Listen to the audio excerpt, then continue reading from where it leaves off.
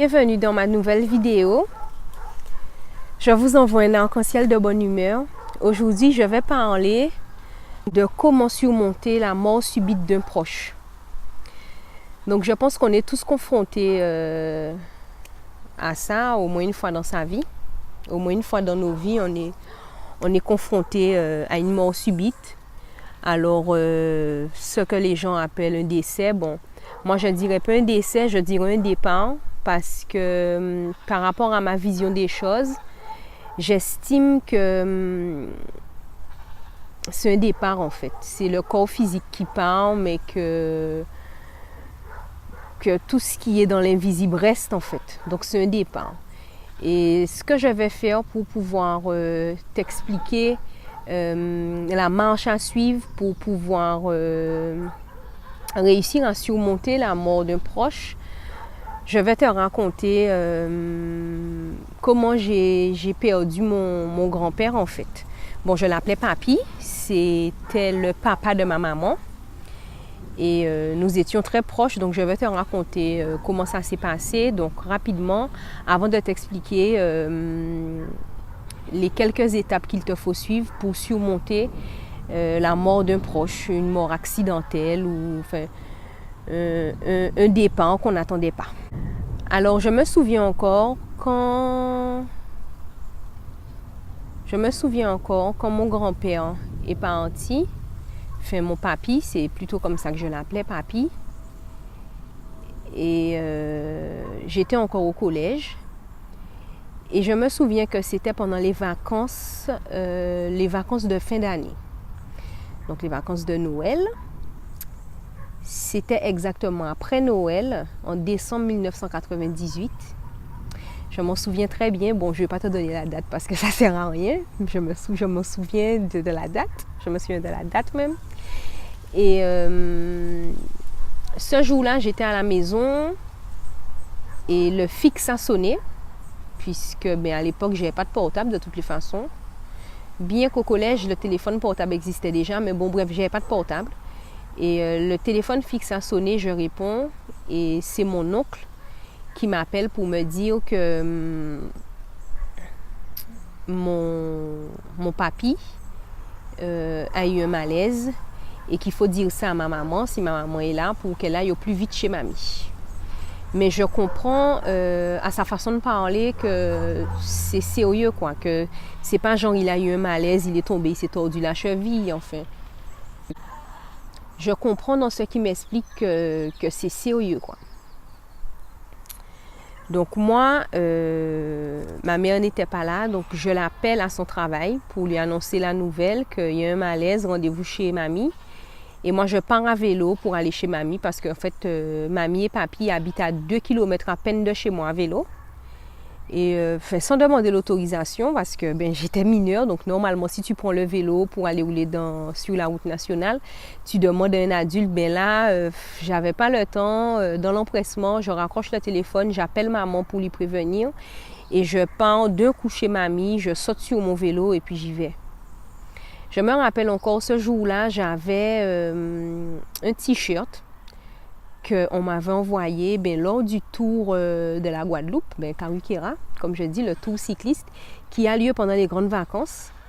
Et j'avais ce t-shirt-là sur moi, un t-shirt Harley Davidson, un t-shirt blanc, avec une moto. Enfin bref, je me souviens vraiment en détail. Et j'avais une jupe bleue, et bleu-gris, plus exactement. Et je saute sur mon vélo et puis je pars chez mamie, je vais voir, papy a un malaise, je vais voir.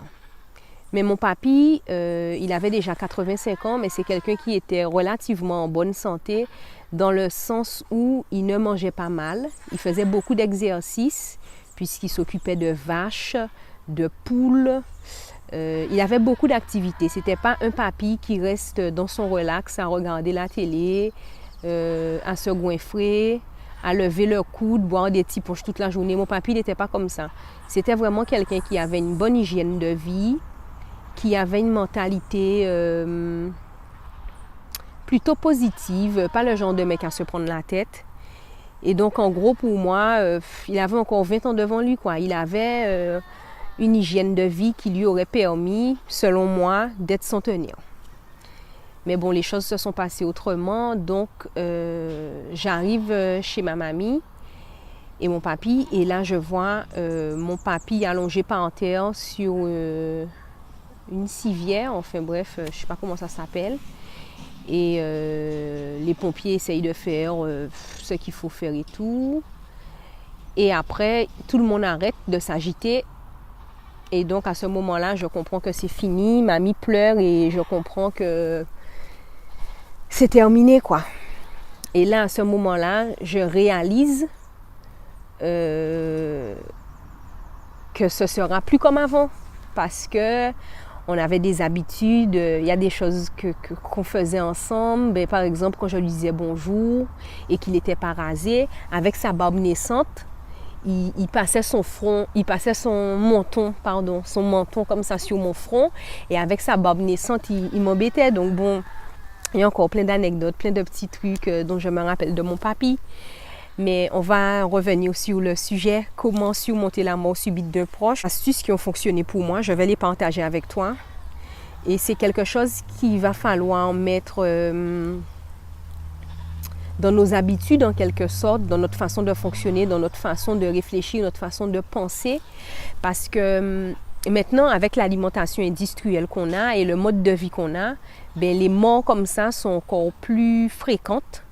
C'est plus facile de se procurer une arme maintenant, donc les morts accidentelles sont encore plus fréquentes. Il y a beaucoup de chauffards, on boit beaucoup d'alcool, on consomme beaucoup de gras, beaucoup de viande, beaucoup de sucre. Le cancer, c'est la maladie à la mode, cholestérol, diabète, AVC. Donc maintenant, la mort frappe de plus en plus. Et là, on se retrouve autour du corps de mon papy avec toute la famille. Entre-temps, ils ont appelé le pompe funèbre. Donc, le pompe funèbre est venu faire ce qu'il a à faire, préparer le corps à être mis, à être exposé. Et là, je vois à quel point ma mamie est dans un autre monde, quoi, dans une autre galaxie. Enfin, elle pleure, elle crie, elle est inconsolable. Et moi, je ne suis pas inconsolable parce que j'ai compris, mais pour moi, je n'ai pas perdu mon papy. Mon papy est encore là puisque je ne réalise pas encore qu'il n'est pas là et que je le reverrai pas et qu'il ne reviendra pas. Bon, tu m'excuses, je regarde un peu dans le vide parce que je suis pensive justement à repenser à tout ça. Et maintenant, je ne suis pas triste. Je ne suis pas triste parce que dans la tradition, voilà, comme je te disais, par rapport à ma vision du monde, c'est un départ. Donc, je commence avec les astuces. Donc, un petit coup d'œil sur mes notes, que je ne raconte pas n'importe quoi, histoire que ce soit bien structuré, ce que je dis. Tout d'abord, quand on perd un proche, un ami, enfin quelqu'un qu'on apprécie, se concentrer sur le positif. Donc, ça, c'est ma première astuce. Se concentrer sur le positif, ça veut dire qu'il faut s'efforcer de garder en tête les meilleurs moments qu'on a passés avec cette personne-là. Donc, au lieu de pleurer et d'être triste et de se dire « Ah, elle est partie, ah, je ne vais plus la revoir, ah, elle me manque à machin », cette personne-là, il faut générer des pensées positives, se souvenir comment on rigolait, les moments qu'on a partagés, tout ce qu'il y avait de positif avec cette personne-là. C'est de ça qu'on doit se nourrir pour commencer le travail de deuil. Parce qu'en fait, il faut se détacher en fait de cette tristesse-là et de cette souffrance-là. Ça, c'est super important. Deuxièmement, on doit accepter ce qu'on ne peut pas changer. Parce que la personne, elle est partie. Elle est partie et même si on pleure 1 jour, 2 jours, 3 jours, 2 mois, ça ne la ramènera pas, quoi. Donc, il faut accepter le fait que la personne soit partie puisque on ne peut pas changer ce qui est déjà fait. Surtout dans ce cas de figure où la personne, elle est déclarée morte, quoi, inanimée. Ensuite, il faut se donner le droit d'être triste. Donc, il faut accepter d'être triste. Il ne faut pas se dire « Ah ouais, j'ai perdu un proche, non, il ne faut pas que je pleure. Je dois être fort devant ma famille ou je dois être forte. Non, je dois soutenir tout le monde. Il ne faut pas que je pleure, non, machin. » Non, il faut prendre les choses comme elles viennent. tu as envie de pleurer, tu as perdu quelqu'un, un proche, tu as perdu quelqu'un que tu appréciais, qui te tient à cœur. Tu veux pleurer? Pleure. Tu veux crier? Crie. Tu veux tout casser? Bon, vas-y, casse pas tout. Mais défoule-toi. Fais un truc pour te défouler si tu veux te défouler. Mais c'est pas le moment de se dire, ah ouais, de faire la fière, genre, ouais, vas-y, je pleure pas, ou le fier, ouais, je pleure pas, non, je dois être fort pour les gens, machin, non, non. Toutes les émotions que tu ressens, tous les sentiments qui viennent, accepte-les et vis-les le moment où ils arrivent, comme ils arrivent.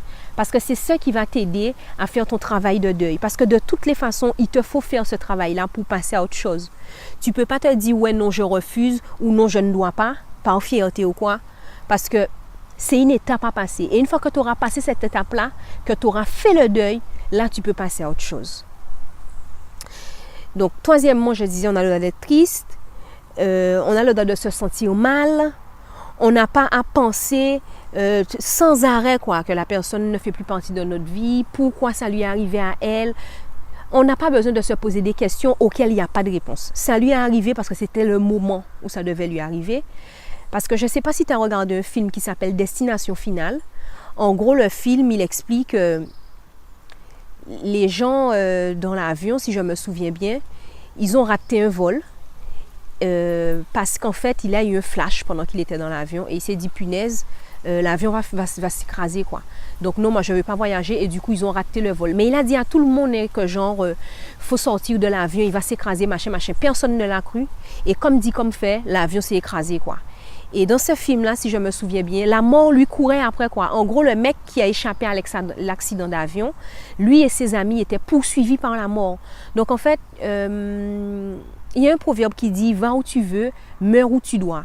Donc, tu peux essayer de fuir, mais le moment où ton heure est arrivée, c'est arrivé. Et ça arrive comme ça doit arriver. Des fois, ça peut être une mort naturelle, mais d'autres fois, ça peut être une mort accidentelle. Et c'est ça qui est le plus difficile à vivre, c'est la mort accidentelle. Quand c'est subite, quand c'était pas prévu. Parce que moi, mon papy, il avait un certain âge, il avait 85 ans. Donc, en gros, il avait bien vécu. Mais on ne s'attendait pas qu'il meure, puisqu'il était en bonne santé. Il marchait, il n'avait pas de problème d'alcool, il n'avait pas de problème de... Bon, il avait des problèmes de circulation sanguine. Donc, c'est peut-être un AVC qu'il a fait à l'époque, et ça ne s'appelait pas AVC, bref, moi, j'en sais rien. Mais... voilà, son heure était arrivée, et bien, c'est arrivé, quoi. Et nous, qu'est-ce qu'on doit faire? On doit s'adapter et accepter. Donc, je continue avec mes astuces. Donc, je t'en ai déjà cité 3. Quatrième astuce, c'est qu'on a aussi le devoir d'accepter. Donc, on a le droit d'être triste. Donc, c'était ma 3e astuce. Donne-toi le droit d'être triste. Mais quatrièmement, il faut te dire aussi que ton devoir, c'est d'accepter. Tu ne peux qu'accepter parce que ça a déjà eu lieu. Et même si tu n'acceptais pas, ça ne va rien changer. Donc, il faut juste accepter, c'est tout. Point barre. Tu acceptes et c'est tout. Il faut avaler la pilule, comme on dit. Ensuite, la 5e astuce, c'est de lâcher prise. Quand je dis lâcher prise, ce n'est pas abandonner. Hein. Ce n'est pas genre, bon d'accord, j'ai perdu un proche, c'est bon, laisse tomber, machin. Parce qu'on a tous des sentiments, on a des émotions, on est humain. Et quand bien même on ne veut pas le montrer, on ressent des choses quand quelqu'un part. Voilà, parce que tu sais déjà pourquoi je ne dis pas décès, mais quand quelqu'un part, on ressent quelque chose. Et même si c'est un ennemi, même si c'est quelqu'un qu'on n'aime pas parmi nos proches, ben, ça fait quelque chose. Parce qu'il y a quand même un manque, on est habitué avec la personne, il y a quand même un manque. Et il y a quelque chose, on ressent quelque chose, c'est normal. Donc, 5e, il faut lâcher prise, il faut apprendre à se détacher de ce sentiment de tristesse. Ouais, pourquoi ça m'arrive à moi, quoi? Se détacher du sentiment de souffrance, de tristesse, de douleur. Parce que oui, c'est vrai, un départ, ça fait mal, mais la vie continue. La vie continue. C'est ce qu'il faut se dire. Et il faut se détacher de la souffrance, la laisser partir loin de nous. Si on veut pleurer, comme je disais, on pleure. On veut crier, on crie. On veut tout casser. On casse pas tout, on cherche un moyen de se défouler, mais bon, il faut évacuer tout ce qu'on ressent, parce que c'est pas en pleurant des torrents de larmes que ça va ramener la personne à la vie. C'est clair que ça va pas la ressusciter. De toutes les façons, personne ne s'est ressuscité parce qu'on a pleuré sa mort. Donc, On l'a déjà bien vu. Si c'était le cas, il y aurait peut-être eu des concours de pleurs. Celui qui a le plus de... On aurait mesuré en litres d'eau. Celui qui a récolté le plus de larmes. Et hop, ça y est, il sera ressuscité. Bon, allez, trop d'imagination. Mais plus sérieusement, pour te dire que il faut évacuer ce qu'on ressent, c'est sûr. Il faut l'exprimer parce que c'est très important de l'exprimer. Ça fait partie du processus pour faire le deuil. Mais une fois que c'est exprimé, il faut passer à autre chose. C'est très important de passer à autre chose. Et une fois qu'on a accepté, le travail de deuil pourra commencer. Et une fois que le travail de deuil aura commencé, on va se sentir mieux. On va se sentir plus léger. On va se sentir en phase avec ce départ qui fait partie de notre vie et qu'on ne peut pas changer. On ne peut pas retourner en arrière, justement. Moi, chez moi, à Karukera, et ailleurs aussi, parce que j'avais voyagé en Thaïlande et je m'étais rendu compte de ça, bref, les gens portent le deuil. Ici, sur mon île, les gens, ils portent le deuil. Genre, ils s'habillent en noir pendant 1 mois. Il y a des gens qui portent le deuil 3 mois, 6 mois, 1 an, parce qu'ils ont perdu un proche. C'est leur choix. Il y a des gens qui ne vont pas danser, il y a des gens qui ne vont pas en soirée, ils ne fêtent pas leur anniversaire, parce qu'ils portent le deuil. Moi, je me vois mal porter le deuil de quelqu'un qui est déjà parti, que ça ne va pas ramener que je porte son deuil.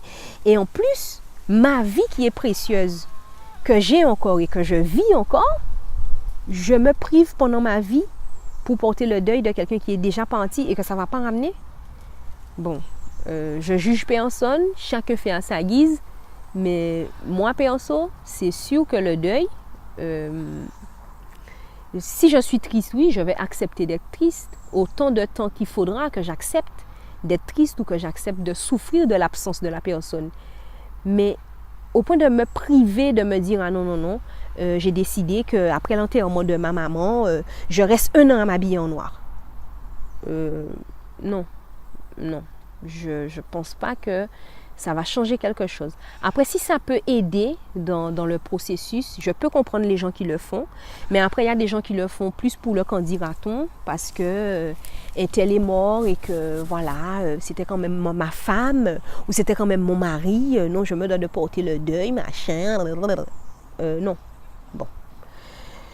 Donc, voilà, concernant le deuil, et je parlais de la Thaïlande, ben oui, parce qu'en Thaïlande, je me suis rendu compte, quand j'étais partie, qu'il y a un roi qui était mort, et les gens portaient le deuil national.